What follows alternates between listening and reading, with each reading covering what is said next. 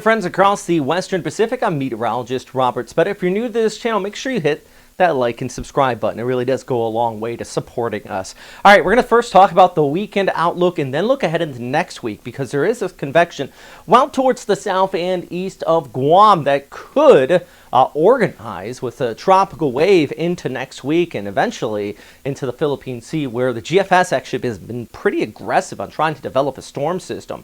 Meanwhile, we do have another little tropical wave just off the east coast of Mindanao. Some guidance does pull this towards the north over the weekend and into early part of next week. Could increase some showers, especially on the west coast with that inflow out across the Philippines. In fact, take a look at the guidance. You can see kind of that troughing setup as we go ahead through Saturday, Sunday, and into Monday. Just kind of pulling towards the north just like that.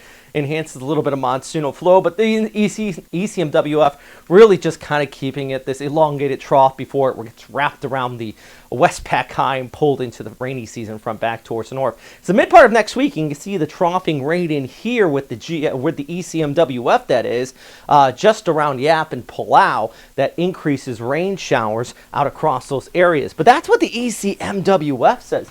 How about the GFS? Now we're going to scoot over to tropical tidbits here and give you an idea of what we're looking at. So first of all, that is the ECMWF, excuse me, getting my models backwards. The GFS operational model, kind of showing this, and you can see the time frame right there, Tuesday and the Wednesday of next week, wanting to develop a storm system, pulls it off there just towards the east of the Philippines and eventually into Taiwan or the southern Japanese islands. Now, based on the climo in this time of year and the El Nino in place, yeah, that would be the most likely scenario, is this turning towards the north and out towards the southern islands of Japan or Taiwan. But if you remember, 48 hours ago, I showed you the GFS operational model, and it actually had our storm system moving over Luzon as a 950 hectopascal typhoon. Now, this is the GFS ensembles. Basically shows you what the spaghetti plots are concerned and the uncertainty in that long-range forecast. And you can see some of the ensemble models pull it out there towards Luzon Strait or Luzon itself. Some of it hooks it and pulls it out towards southern Japan.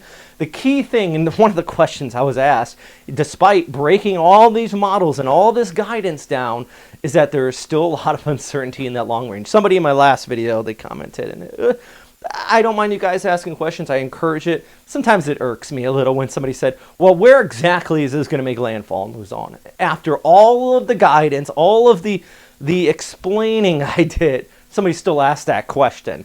The big thing right now, guys, is we're just going to watch for possible development here.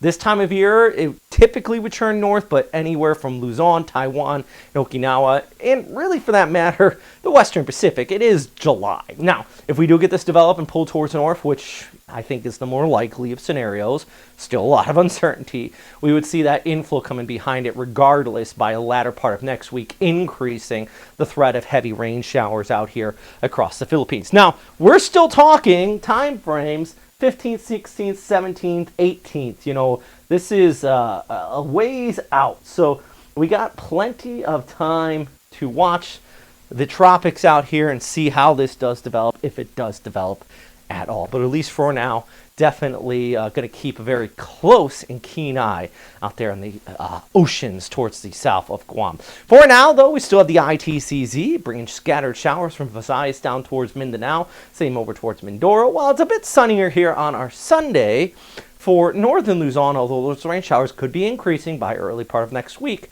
as I mentioned, if we do get that first tropical low pulling off there towards the east.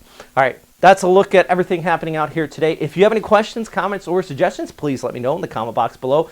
Big thanks for everybody on Patreon who continues to support this channel. You know, it's not just our standard people, $2, $6, $10 a month, which this is a list of everybody that's donated since we started this venture, and the higher donations, which Garmin well more than what he should be donating, but he really does support this channel a lot. We also have Colonel Sai.